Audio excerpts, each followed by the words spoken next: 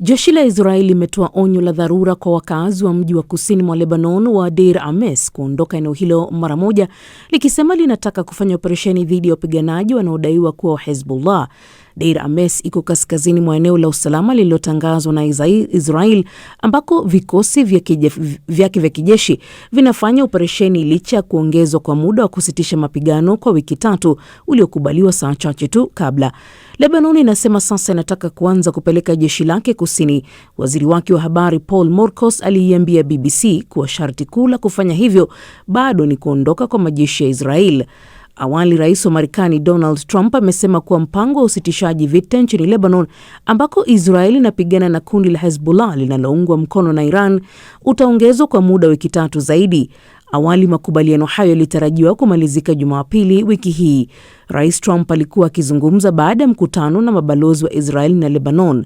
Alisema anatarajia kuwakaribisha viongozi wa nchi hizo mbili hivi karibuni. Inaripotiwa kwamba wizara ya ulinzi ya Marekani inaangazia njia mbalimbali za kuadhibu washirika wa NATO kutokana na kile kinachoonekana kama kushindwa kwao kuunga mkono operesheni za kijeshi za Marekani nchini Iran. Afisa mmoja wa Marekani aliambia shirika la Reuters kuwa barua pepe ya ndani ilionyesha kukerwa na kusita kwa baadhi ya washirika kuruhusu matumizi ya vituo vya kijeshi na haki za kupita anga lao.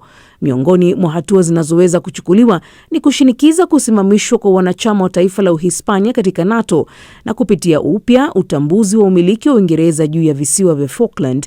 Alipoulizwa kutoa maoni, afisa wa NATO alisema mkataba wa kuanzishwa kwa umoja huo haukutoa utaratibu wa kusimamisha au kufukuza mwanachama. Waziri Mkuu wa Uhispania Pedro Sanchez alisema hatutegemei barua pepe kufanya maamuzi na kwamba ushirikiano wa nchi yake na washirika utaendelea kuwa ndani ya mfumo wa sheria za kimataifa. Chama cha ACT Wazalendo kimesisitiza kuwa kimeendelea kuikataa tume ya Chande kikidai tangu mwanzo kuwa ilikosa uhuru na ilianzishwa kama njia ya kuwalinda wahusika badala ya kutoa haki. Chama hicho kimesema ripoti hiyo imefufua majeraha mapya na kuongeza maumivu kwa Watanzania kufuatia matukio ya tarehe 29 Oktoba mwaka 2025 na athari zake. Nasteha Mohamed anaeleza zaidi.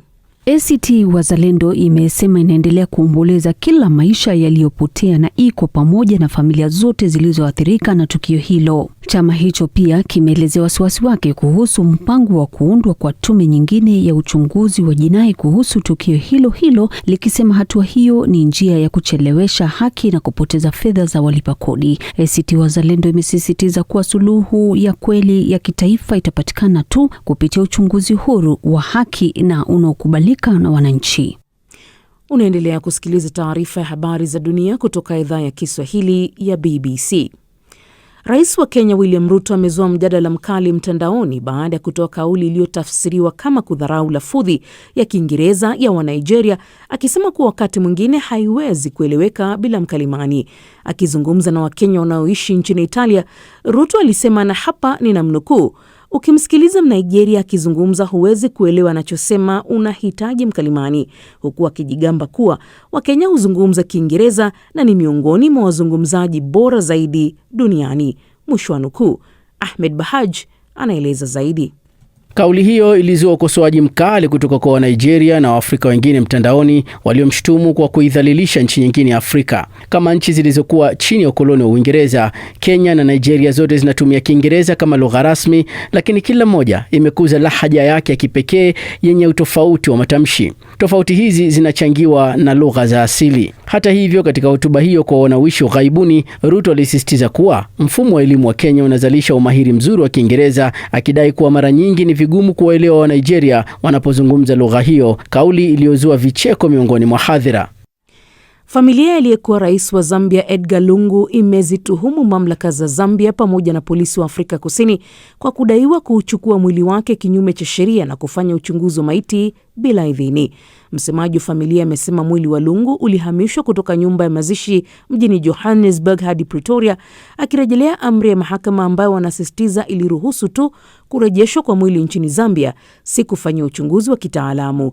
Siku ya Alhamisi, mahakama ilizuia kurejeshwa kwa mwili huo na kusimamisha mipango ya mazishi ya kitaifa baada ya familia kukosa muda wa kukata rufaa dhidi ya uamuzi uliotaka azikwe katika mji mkuu Lusaka.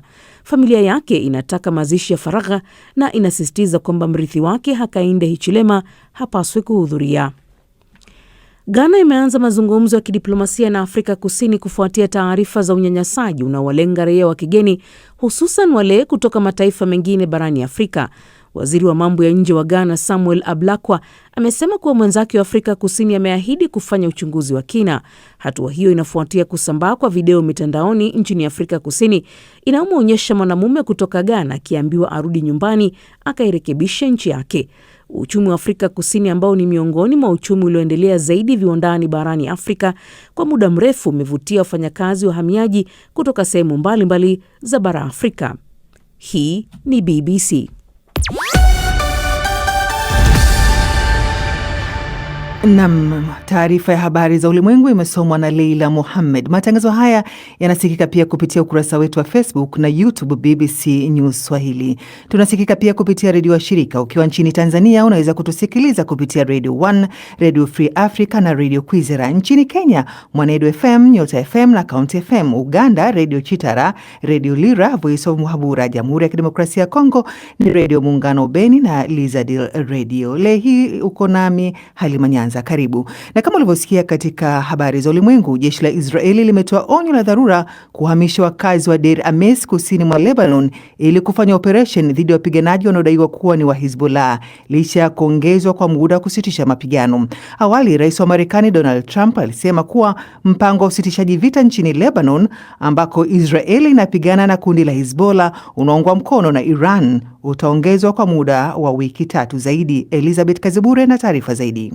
Lebanon imetangaza nia ya kuanza kupeleka jeshi lake katika eneo la kusini mwa nchi yake kufuatia kuongezwa kwa muda wa usitishaji mapigano baina yake na Israel kwa kipindi cha wiki 3 zaidi. Waziri wa habari nchini Lebanon, Paul Mokos, ameiambia BBC kuwa sharti kuu la utekelezaji wa hatua hiyo ni kuondoka kwa majeshi ya Israel. Ameongeza kuwa ni kwa manufaa ya taifa la Lebanon kurejesha udhibiti wa eneo la kusini. We are willing to restart. Tuko tayari kuanzisha upya hatua zile za muhimu za maendeleo kwa mpangilio ili kulipeleka tena jeshi la Lebanoni mpakani. Israel inasisitiza kuwa inahitaji kuendelea kuwepo katika eneo hilo ili kuzuia kundi la Hezbollah linaloungwa mkono na Iran kurusha makombora kuvuka mpaka. Akitangaza kuongezwa kwa muda wa makubaliano ya kusitisha mapigano, Rais Donald Trump amesema anatarajia kuwakaribisha hivi karibuni viongozi wa Israel na Lebanon. Ndiyo, hilo ni jambo la ajabu sana. Vilevile, kuna uwezekano mkubwa kwamba viongozi hao watakuja hapa kipindi hicho. Nadhani watakapofika, huo utakuwa mkutano wa kihistoria kwa namna ya pekee. Hawajawahi kukutana awali. Tafakari hilo. Kwa hakika, hili linapaswa kuwa jambo rahisi kutekelezwa. Rais Trump ametangaza kuwa usitishaji wa mapigano nchini Lebanon, ambako Israel inapambana na kundi la Hezbollah linaloungwa mkono na Iran, utaongezwa kwa muda wa wiki 3 zaidi. Taarifa hiyo imetolewa kufuatia duru ya pili ya mazungumzo yaliyofanyika Washington kati ya maafisa wa ngazi za juu wa Lebanon na Israel. Rais Trump pia amesema kuwa mazungumzo hayo yamekwenda vizuri sana, kama alivyobainisha kupitia mitandao ya kijamii. Tulikuwa na mazungumzo mazuri sana na ninaamini kuwa huo ni mwanzo wa jambo lenye umuhimu mkubwa. Itakuwa jambo la kupendeza sana ikiwa tutafanikiwa kulitatua hili sambamba na yale tunayofanyia nchi ya Iran. Na akaongeza kuwa yanaweza kufungua njia kwa mazungumzo ya moja kwa moja kati ya waziri mkuu wa Israel Benjamin Netanyahu na rais wa Lebanon wakati fulani katika kipindi hiki cha nyongeza ya usitishaji mapigano katika muda wa wiki 3 zijazo. Aidha, amesema kuwa Marekani ina nia ya kushirikiana na Lebanon, ingawa hakufafanua hasa ni kwa namna gani. Rais Trump ameongeza kusema kwamba Israel na Lebanon zina tatizo la pamoja, na kwa mtazamo wake tatizo hilo ni Hezbollah. Elizabeth Kazibure, Dira Dunia, BBC. Na makao makuu ya jeshi la Marekani, Pentagon, inaripotiwa kuweka mipango ya jinsi ya kuadhibu wanachama wa jumuiya ya kujihami NATO kwa kushirikiana na Marekani katika vita vyake dhidi ya Iran. Jeshi la Marekani limesema kwamba linaangazia kwa kina kuiomba NATO kuisimamisha kwa muda Hispania kama mwanachama wake na vilevile kuangazia upya umiliki wa Uingereza wa visiwa vya Falklands. Nastia Mohamed na maelezo zaidi. Kulingana na afisa mmoja wa NATO, makubaliano ya kuanzishwa kwa NATO hayajaangazia masuala hayo ya wanachama kusimamishwa kwa muda wala kuondolewa kabisa. Hii ni baada ya ripoti kutoka Marekani ambayo iliyodai kuwa Marekani inaweza kuondoa taifa la Uhispania kutokana na msimamo wake dhidi ya vita vya Marekani na Israel dhidi ya Iran, vile kuadhibu wanachama ambao wanaaminika kufeli kuunga mkono kampeni ya Marekani ya vita vyake dhidi ya Iran. Shirika la habari la Reuters lilimnukuu afisa wa Marekani akisema kuwa barua pepe ya ndani ya Pentagon ilipendekeza hatua hizo kwa washirika wake. Barua hiyo pepe pia ilipendekeza kufanyiwa tathmini msimamo wa Marekani kuhusu madai ya Uingereza juu ya visiwa vya Falkland vilivyoko kusini mwa bahari ya Atlantic ambavyo pia vinadaiwa na Argentina. Mataifa ya bara Ulaya mara kwa mara yamekuwa yakipinga hatua ya Marekani ya kutaka mataifa hayo kujiunga na Marekani na Israel dhidi ya vita vyao vilivyoanza mwezi Februari dhidi ya Iran. Mataifa hayo yamedinda kujiunga na vita hivyo. Tunataka kuwa na uhusiano bora zaidi iwezekanavyo na Marekani, lakini hatutashiriki katika operesheni, mashambulizi au vita ambavyo havizingatii sheria za kimataifa. Washirika wengi wa Ulaya pia wamekuwa na msimamo sawa na huo.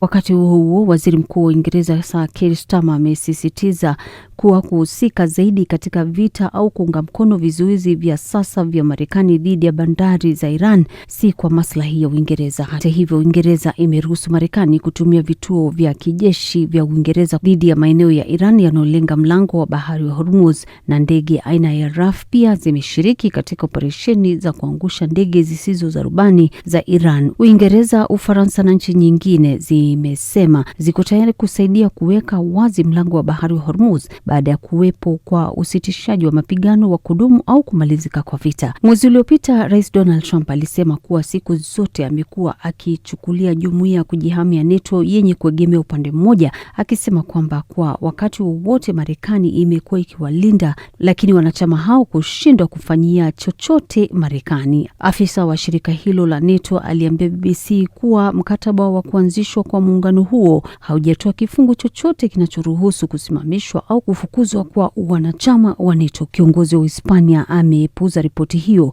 Uhispania kwa muda sasa imekataa kutumika kwa vituo vyake vya kijeshi kuishambulia Iran, huku Marekani ikiwa na vituo viwili vya kijeshi nchini Uhispania. Waziri Mkuu wa Uhispania Pedro Sanchez ameambia waandishi wa habari kuwa nchi yake haifanyi kazi kwa kutuma ujumbe kwenye barua pepe, ila Uhispania inafanya kazi kwa njia sahihi za mawasiliano. Hatufanyi kazi kwa msingi wa barua pepe. Tunafanya kazi kwa nyaraka rasmi na msimamo rasmi uliochukuliwa katika kesi hii na serikali ya Marekani. Msimamo wa serikali ya Uhispania uko wazi: ushirikiano kamili wa washirika wetu, lakini daima ndani ya mfumo wa sheria za kimataifa. Waziri Mkuu wa Uhispania Pedro Sanchez mapema mwezi Machi alitoa majibu makali dhidi ya tishio la Rais wa Marekani Donald Trump la kusitisha biashara na Uhispania kutokana na Uhispania kukataa kuunga mkono azma ya Marekani katika vita vyake dhidi ya Iran, akisema kwamba hatua hiyo ya Rais Trump ni kuvunja kwa sheria za kimataifa.